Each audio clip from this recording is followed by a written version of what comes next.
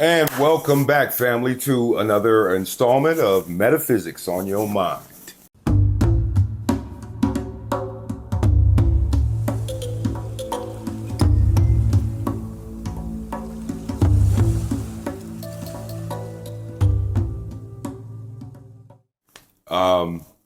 This week, I thought we would do a few verses that talk about reaping what is sown, or reaping what we sow. And, we all know that that is clearly a metaphor, because we're not all farmers, right? We're not all growing crops or wheat or whatever. It's a metaphor for how, or we at least propose that it is a metaphor for, the energy, the expression of the energy that we send out comes back to us. Okay. And considering we've been talking about the age of Aquarius, which we say is a transition from one expression of energy, the age of Pisces, for 2,000 years, into the new age. We've all heard that term, and it's actually an accurate term. It becomes kind of a catch-all, and at a certain point you don't really know what it's referring to, but the new age is really just referring to a new age. From the age of Pisces, the age of belief, to the age of Aquarius, the age of knowing, okay, for the next 2,000 years. And then, of course, every 2,000 years, the expression changes. So part and parcel of this age of Aquarius, which we propose that the book of Revelation is also instructive, although it's done in very heavy symbolism and mystical language. But again, it's when we talk about the revealing, we're talking about what we once believed to be true, whether it was really true or not. We're going to come to knowing, right? Not necessarily everything, but we're going to encounter new ways of understanding, and overstanding the experience, the mystery of life. So let's go to Galatians, the book of Galatians 6, 7 through 9.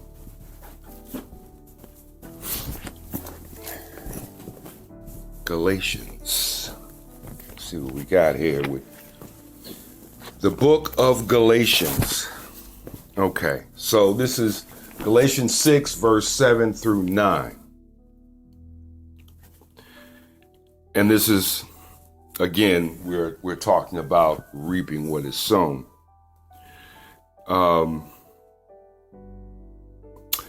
Be not deceived. God is not mocked. For whatsoever a man soweth, that shall he also reap. For he that soweth to his flesh shall of the flesh reap corruption. But he that soweth in the Spirit shall of the Spirit reap life everlasting.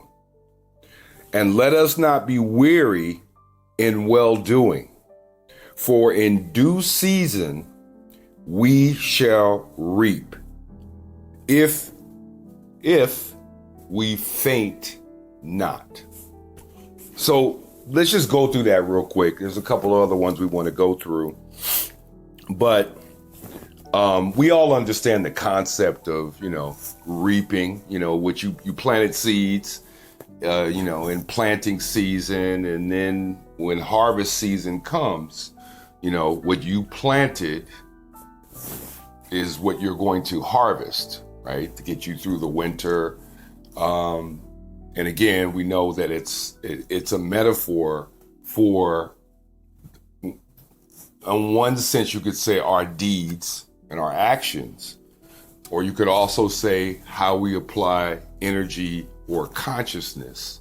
Okay, you could do it either way. But anyway, if we kind of take a look at these three verses, it first of all tells you right off the top: be not deceived.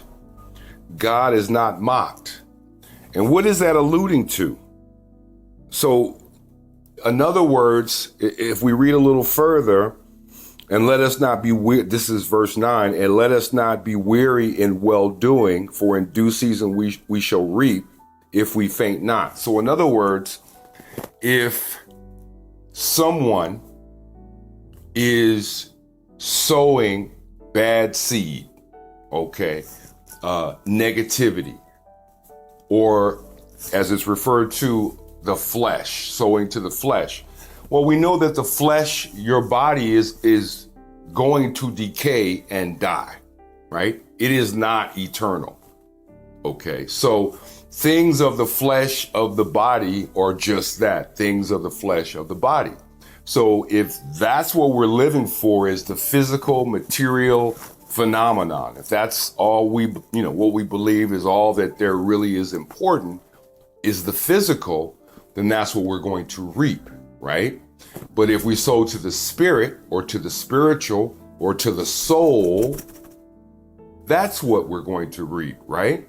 So in other words, if one person puts all their energy and their faith into material rewards, well, this is saying that those material rewards, they're only going to be good for a time. They're prone to corruption. Why?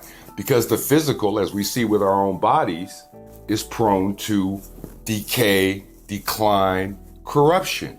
But the spirit, or the soul, which is the true child of God, is eternal. See that? So it's saying if you choose to sow to that eternal part of you, okay, then that's what you're going to get back. If you choose to sow to the physical, to the desires of the emotions, and to the lower thought waveforms, if that's what we're going to engage in, then what do you think that we're going to reap? If those are the seeds that we sow in the spring, what are we going to reap in the fall? Right? It's a law, right? It only makes sense. It's in the East, it's called karma. Cause and effect. Whatsoever a man soweth, that's what he'll reap. So karma, okay, is an important word that we're going to go back to from time to time as we continue through this exploration. But karma is in effect a law of cause and effect. Right? We've been told, and we can even see it in our life experience, that if you engage in negative things, it may take a while. It may even seem that individual or individuals are prospering with the negativity, with the low vibrational activity, okay, with the lower emotions and desires. It may even appear that some may even be like almost blessed. Hey, they go out, they do this, they do that, and look how they're living.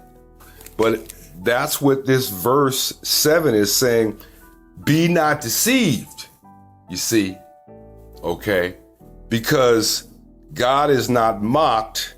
So what it's saying is, don't be fooled that when you see people or persons engaged in activities that are of a, life-denying or negative flavor, don't look with your physical eyes and say, hey, there's, I was always told that you reap what you sow, and why is this person sowing these kind of seeds and they're still living large, right? They're still got their paper, everything seems to be cool. Number one, though, you don't live inside that person's head. So you don't really know what's going on in here, right? You can only go off the appearance, what they allow you to see. But this is saying, don't be fooled, because let us not be weary in well doing. And that's basically saying, hey, don't start tripping and get frustrated in spreading positivity or goodwill, because it seems like it's not paying off. It's like your life may seem to be somewhat of a struggle, when it seems like those who have a different polarization to the energy seem to be prospering. Okay. Well, again, appearances can be deceiving, and we all know the old saying, time will tell, right? How things shake out. So in other words, we're being reminded to not get discouraged by viewing things and judging things from what we can physically see, right? You don't know what could be up ahead for that person. And that's another reason why you don't judge a book by its cover. You don't judge people based on the physical, because you don't know what kind of a potentially spiritual being that you're dealing with. And you can get yourself, let's just say it's not a good thing to judge people based on your criteria of what is, good and, something to be esteemed, right? It's not about you, because you don't know what the situation might be, what that kernel underneath could be revealing. It's like saying that somebody who has, and we're only using money because there's nothing wrong with money, right? We all have to live. We all have to pay bills. There's nothing wrong with being prosperous. But the old scripture says it is the love of money that is the root of all evil, not money itself. Money is an inanimate object. We are the ones that utilize that object to do certain things. So inherently, there's nothing wrong with that medium of exchange. But when it says the love of money, is that when you will go to any lengths to secure money, okay, that is where the root of many other corruptions begin. Okay, you can kind of see how things kind of the roots and the branches stretch out and connect to other, shall we say, less than exemplary energy transfer, how we use our energy, right? So again, there's nothing wrong with being prosperous. It's really more of a question of what you do with the prosperity. So we can't sit back with our physical eyes and say, hey, because this person has $100 million, they've been blessed, so they must have some virtue that God or whomever has blessed them with this great fortune. Well, again, we don't see the whole picture, because perhaps that blessing, quote unquote, is a test. See, maybe that $100 million test winds up condemning that person's soul.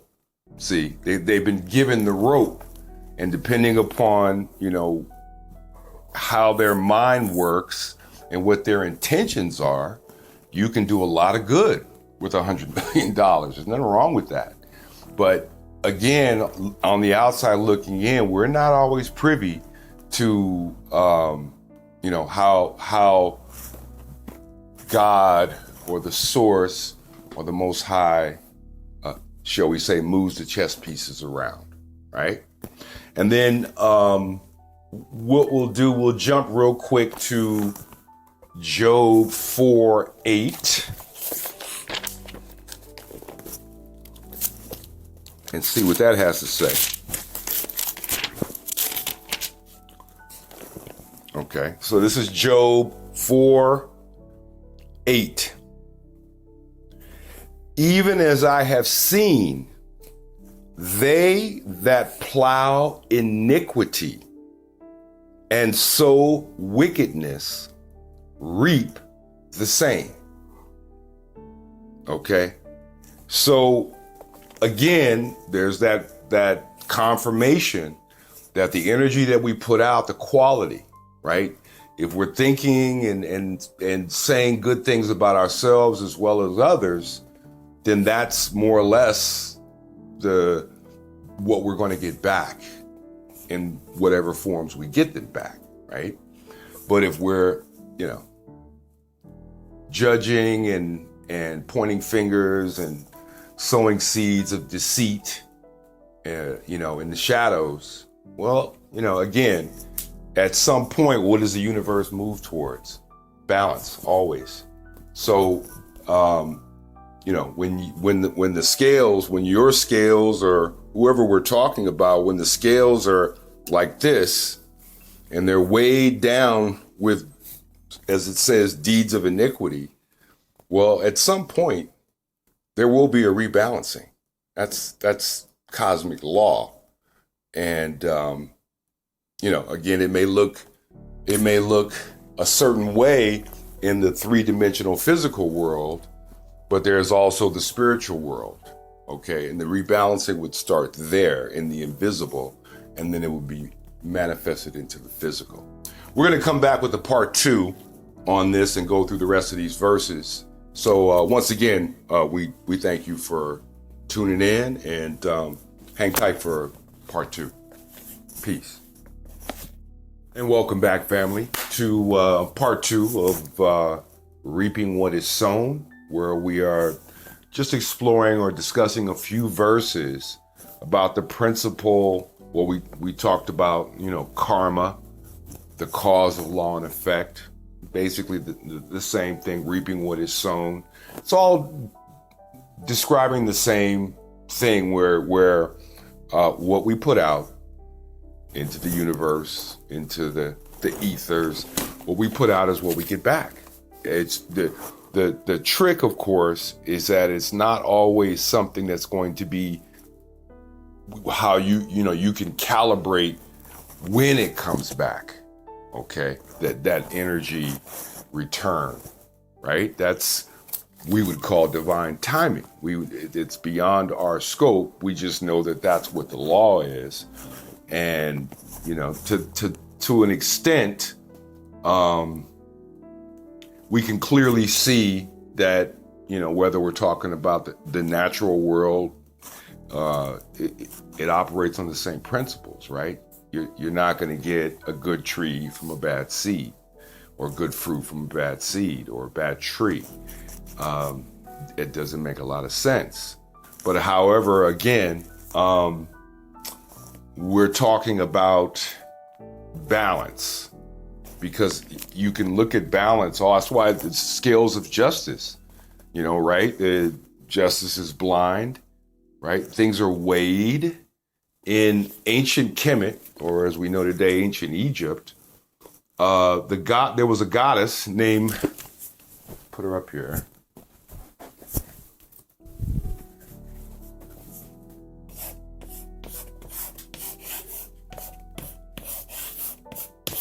The goddess Ma'at. And Ma'at is the goddess of truth, justice, balance, and order, primarily.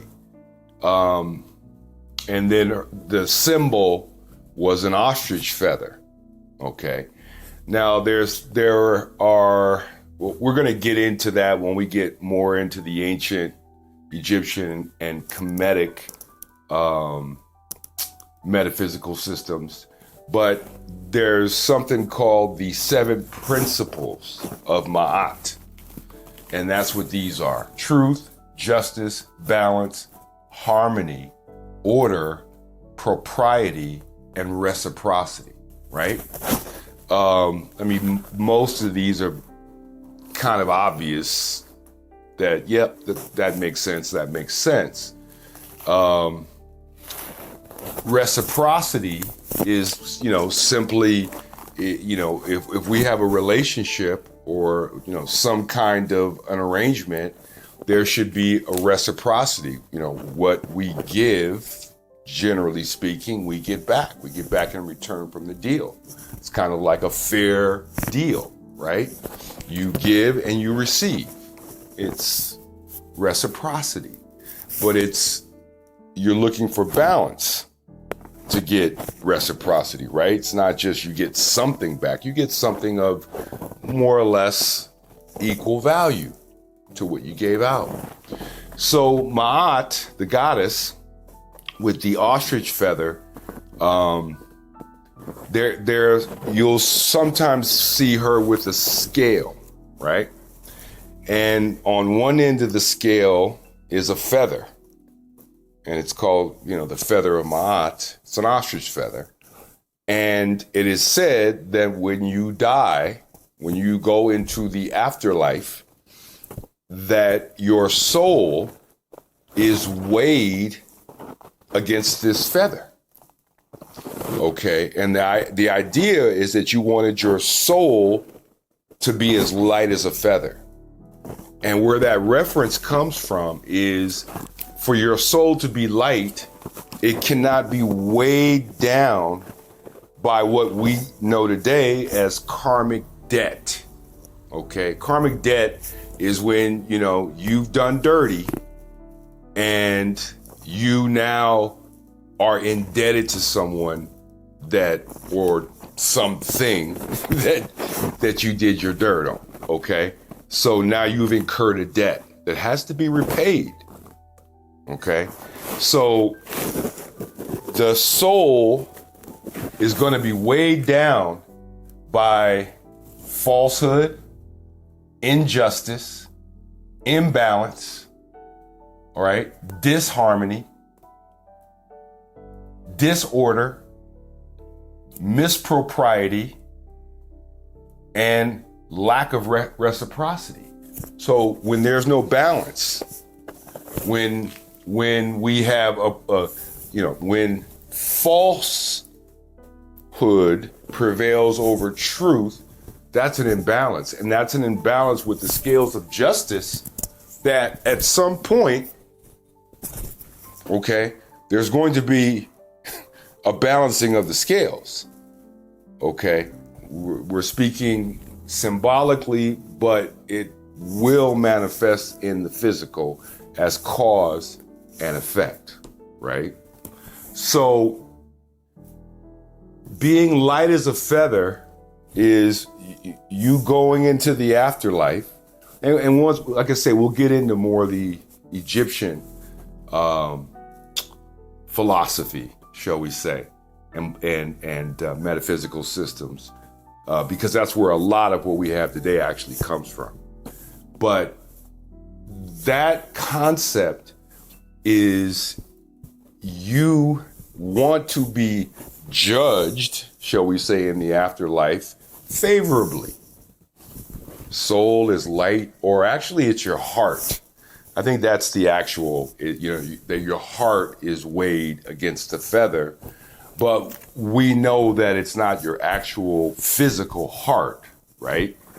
We are going to propose that we're speaking of the soul, the essence, that it is presented as the heart, okay? Because the heart chakra is the gateway, is the stargate between the lower chakras, right, and the higher chakras, right? The heart, you cannot properly balance the upper chakras or the lower chakras without the stargate.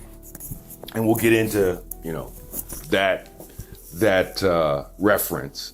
But that heart chakra, you could say in a lot of these ancient writings, you could almost transpose that to speaking about the soul, okay? Because the heart is the center, right? It's the center of things, okay? So you want to call it the soul, you can call it the soul, you can call it the heart. But the point is that our actions, right, will follow us. That was the idea, into the afterlife. And then what happens in the afterlife is somewhat of a consequence of our heart or our soul, right, not being weighed down with karmic debt, because that's really what we're talking about. So next verse, we're going to go to 2 Corinthians. Then we're just broad brushing all of this because we're going to come back to this concept of karma and ma'at and other things. But we're just kind of getting into the fact that this age of Aquarius, this new age, I think it's instructive for us to bear in mind the principles of cause and effect, right? The principle, the law of correspondence, as above, so below, as within, so without, because this energy change we propose, we're going to see some rebalancing of the scales. So you heard the verse. Well, let's do 2 Corinthians first. Let's read that. Okay. 2 Corinthians 9, 6, and 7. But this I say, he which soweth sparingly shall reap also sparingly. And he which soweth bountifully shall reap also bountifully. Every man according as he purposeth in his heart. So let him give, not grudgingly or of necessity, for God loveth a cheerful giver, right?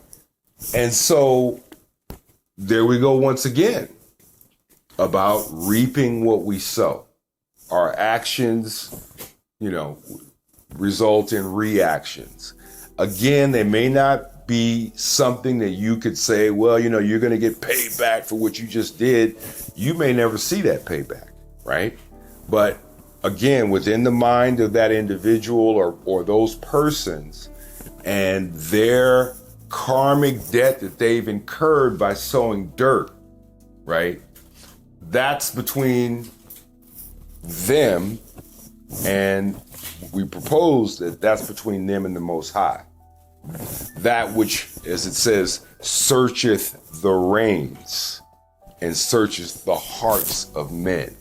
So in other words, when you see that single eye, which we also say is referring to the third eye, the pineal gland connected to the third eye, we also know that when we see a single eye, it's referring to the eye of God, because God theoretically sees all, right? Nothing's hidden, but things are allowed to proceed a certain course because there are going to be certain lessons and certain debts that have been incurred. And we'll get a lot deeper into this, but I think it's instructive that we're going to start seeing in this shift, whether it be in the public sphere or in your private life, in this revealing, we're going to be seeing the true nature of things in a way maybe we hadn't seen before. And when we say true nature, that's to a certain degree, that's relative, right? But we'll just say that there is going to be an uncovering. And I propose, and there are many others that do, that there will be also rebalancings.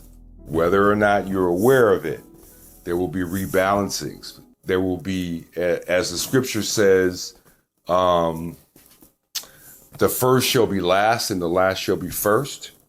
So in other words, it's kind of like the wheel of fortune is turning. And what was once at the top of the wheel is going to be at the bottom of the wheel. And what was at the bottom of the wheel is going to come to the top of the wheel, right? This is all the cosmos. It's not about, our personal, what we conjure up as our, what we consider a moral virtue, or it's cosmic, right? Law and cause and effect. right? Reciprocity. Okay, these are cosmic. So I would propose that we're going to see some very interesting developments over the next, I don't know, the future, tomorrow onwards. Things that are going to go a long way to show us how everything is interconnected, and what was once or for a time in the dark shall be brought into the light, right? That's going to happen. So the idea is, and we'll go, as we go further through these videos that talk about, karma and Kundalini or whatever, the idea is that most of us want to have what do they even say? Lighthearted, right? So you want the heart to be as light as a feather, because the heart, as we know, is often associated with the emotions. You don't want heavy emotions. You don't want to be in regret. You don't want to be in disharmony. You don't want to be, in anger. You don't want to be in these low vibrational states, right? You want your heart or your soul. Again, I'm going to say that those are somewhat interchangeable to a degree, at least for the purposes of our discussions. You want them to be light, right? You want to, shall we say, when you meet Ma'at, you want those scales to come out like this, the feather over here and your heart or your soul over here. Now, this is metaphorical, but the principle is real, because cause and effect is real. We know that. So as we move forward through these, more of these videos, we're going to start tying back. We're going to, dip back into some other areas that we maintain actually confirm a lot of what this book says about spirituality, which is energy, in the context of these principles, right? Because if we're good with these principles, we're good. According to this and according to other ancient precepts, we're good. We know we're not going to be perfect because we're human, right? We're flesh and spirit.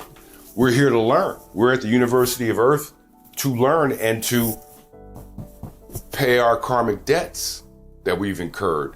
We'll get more into that when we talk about reincarnation, but we're just trying to throw out there that this is where we're going, because we're maintaining that all these references are also supported in here, just expressed a different way. Because the true,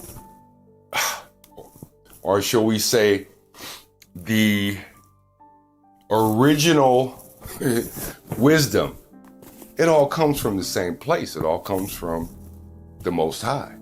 And then it's expressed through free will, right? In a myriad of ways by humans. But we have free will. So we can sink or swim based on the decisions we make, but no one knows the time that energy comes back to us. No one knows that. So anyway, we'll kind of wrap this up for right now. But we'll come back in the next couple of videos, and we're gonna, shall we say, rewalk some of this and see what we can extract from it, get from it that we can find useful in our own lives. Because the main thing about all of this, right, is that it has to have some utility to us, or what's the point?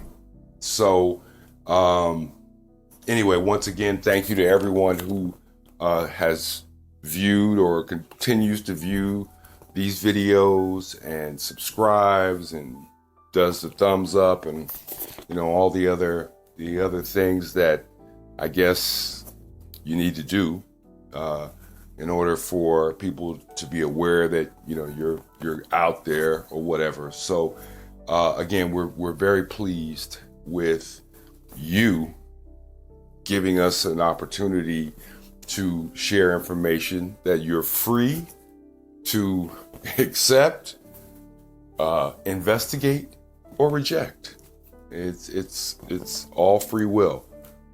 Once again, we thank you.